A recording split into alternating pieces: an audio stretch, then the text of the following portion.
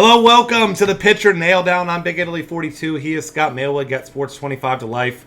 We're talking about the pitchers on tonight's slate, and unfortunately for you and for us, there are not a lot of good pitchers to talk about, but we'll let you know which ones you want to target as well, which ones have high totals. So we'll start here at the top as far as most expensive pitchers go.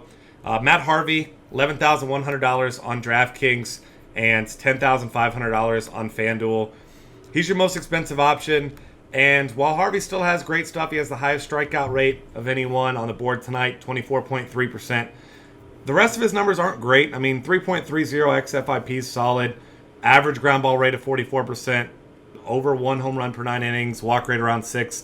I mean, he hasn't been the guy that you expect when you're paying an elite price tag so far this season. So that's not to say he won't have a good outing tonight, but at a significant amount more than each of the other pitchers, especially on DraftKings, I feel like he's more of a GPP option for me. Yeah. I mean, his innings have been pretty consistent lately with the longer rest. Outside of that game, he struggled a little bit against the Mets. He looked really good last time out against Arizona, struck out 9 guys in 7 innings, 2 earned runs. I mean, there's definitely GPP appeal here, but, I mean, at 11-1, it just feels a little bit too pricey on DraftKings. On FanDuel, I feel a little bit better about him where you're only going one pitcher and there's just not really a lot else to like today, but I think I agree with you. I'm leaning more towards him as a GPP play because of price and the fact that he just really hasn't been good enough to be that price. Yeah, and I mean, you look at his logs too. I mean, his last 2 starts, he has 9 walks. So yeah, that's a big time concern. Obviously, Washington, pretty neutral. I guess slightly more of a pitcher's park than hitter's park, but not a great environment for him. And I mean, it is a depleted lineup, but still, just a guy that I don't expect to do much more than pay out that price tag at best tonight. All right, next up on the board, Gio Gonzalez, second most expensive on FanDuel at $9,400, but 4th most expensive on DraftKings at $8,100. And I think he's an interesting option tonight. He's actually the favorite over Matt Harvey tonight, barely, slight favorite. And he's a guy who has struggled with right-handed batters this season, but pretty shut down against lefties as well, though. His numbers against lefties are really solid. In fact, 273 WOBA allowed, just 1 home run. But on the opposite side of things, against righties, a 343 WOBA allowed. He does have great numbers keeping the ball on the ground, 57.8%, but he's walking almost 9% of batters. He's a guy, mostly due to his price and the fact that the Mets are just an awful offense. I slightly prefer him to Harvey, but he's still another one of those guys that, I mean, you expect a quality start out of him easily, and he's only given up 2 earned runs in his last 3 games combined, but you aren't really expecting one of those 8-inning, 10K, super dominant performances. No, but I definitely think he's the best cash game play. I agree with you on that because of price and matchup. I mean, like we said, there's no one really out there today that you feel great about. I think he's probably the safest guy out there. It's hard to argue against him. There's just not anyone else that I can even argue is safe. Like, another guy I like quite a bit is Matt Moore, and we haven't seen much from him this year. He's on. I think this is going to be his 4th appearance, maybe 3rd start. Is that right? 4th start. Oh, it is his 4th start, so he did start that first game. I mean, he's been obviously on a pitch count, hovering right around 5 innings. If he can get up to 6 against Philly today, I think he can be an okay play. I mean, but he's one of the few guys I have projected at the top here that I have for less than 6 innings right now. I have him at 5 2/3, which doesn't make me feel great about him. He's a fine price play, but I mean, I think Gio by far is the safest cash game play. I mean, Burnett has been really good this year, but I mean, there's lightning and rain concerns in that game. He's $9,900 on DraftKings. He's awfully expensive on FanDuel also. There's nothing to feel great about there. I mean, probably my favorite DraftKings play of the day at pitcher is Ventura because he's only $5,900, facing Pittsburgh. Decent favorite. You got to worry about the rain concerns there, though, too. So, I mean, it's just a really ugly day for pitching. Yeah, it's pretty bad. And, like you mentioned there with Burnett, I mean, we even saw Chris Sale, who's been arguably the most dominant pitcher in the game, get hit pretty hard by KC the other day. 4 earned runs, which, I mean, isn't a terrible start for most pitchers, but for Chris Sale, I mean, that's an aberration right there. So, I mean, Burnett's been solid, but he's another one of the guys, no one really has a lot of upside against KC. Certainly not a guy like Burnett, who's more of a contact pitcher. So, I'm with you. I think he's an okay play, but due to his price, kind of a guy I'll probably be avoiding for the most part. But The other guy that's going to be interesting, I really like a lot tonight, Andrew Heaney. He's only $7,000 on FanDuel. He's $8,400 on DraftKings. Yeah. And, I mean, he's been great, especially in his last 3 starts against some tough teams. I mean, 7 1/3, only 2 earned runs at Colorado, 7 innings against the Yankees. He's only given up 3 total earned runs in his last 3 starts. Facing a Boston team who not only is going to be on a doubleheader, so maybe we see guys like David Ortiz, who doesn't hit lefties well anyway, sit out. Maybe Hanley Ramirez. I mean, he could be facing a depleted lineup, but either way, this is a Boston team that's bottom 10 in Team WOBA and WRC Plus against lefties. So, especially on 2-pitcher side, he'll definitely be one of my 2 pitchers on DraftKings, and I like him a lot at FanDuel, where he's only $7,000. You can get a ton of Coors Field bats in with this guy. Yeah, definitely. I feel pretty good about him also. I mean, that's kind of the route you have to go tonight with, like, no really, really strong pitchers out there. I mean, I'm going to look at Brandon Beachy a little bit, too, I think, probably. He's almost a -150 favorite against Atlanta, in Atlanta. I mean, that's more of a play on Dodgers offense than anything else, though. He hasn't been particularly good either. He's been okay. One guy I do think is interesting is Ruby De La Rosa against Miami is a guy that I'm going to be looking at pretty hard. He's been terrible the last 2 games, though. Yeah. He had a really strong 4-game run there for a while where he went 7+ innings, and then he's just been awful since then. I think he only went 3 2/3 last time out against the Mets, which is not a good showing. Yeah. But I think at 6,500 on DraftKings, I think he's an okay starting pitcher 2 option against a Miami team that really hasn't been hitting very much at all since Stanton went down.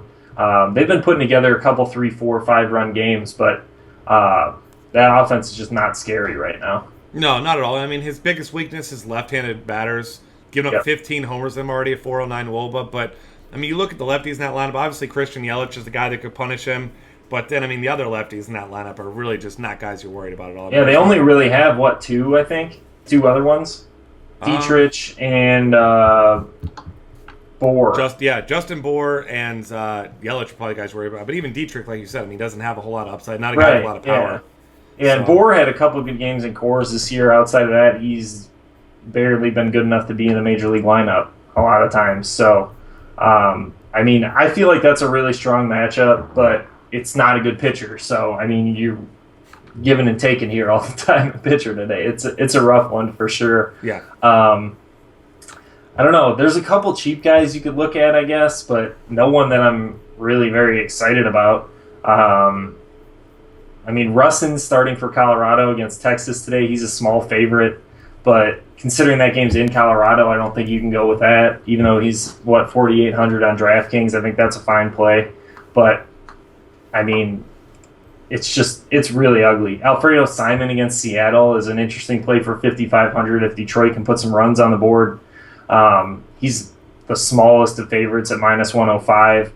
I mean, it's just a wasteland out there tonight at pitcher after we had such good pitching over the weekend. Yeah, I mean, so many good guys, especially yesterday and Saturday, like you said. That I mean, there's just not a lot today. Like you said, Alfredo Simon's a fine option, but Seattle's starting to swing bats better, and Simon's got big weaknesses against lefties as well. 393 WOBA allowed. We know that's almost all lefties. And like you mentioned with Rusin, you really don't want to target anybody in Coors Field, but I mean, if that's your ultimate GPP play, I guess, because Texas is a team that's just not very good against lefties because they're a very lefty-dominant lineup. So not a lot of righties they can throw against him. So not a guy that I'll really be playing, of course, because he's a low-end. I mean, your absolute best-case scenario there is 6 innings, 3 runs, and 5 Ks.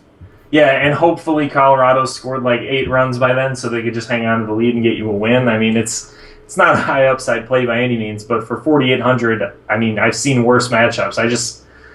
As much as I can, I like to avoid playing pitchers in Coors because not only is it not good for the pitcher, it means you can't play that half of the Coors stack either, any of those players, which makes it tough. But I'll probably be mixing him in GPPs a little bit as just a bottom of the barrel option and in lineups that I'm just full stacking the Rockies or something like that.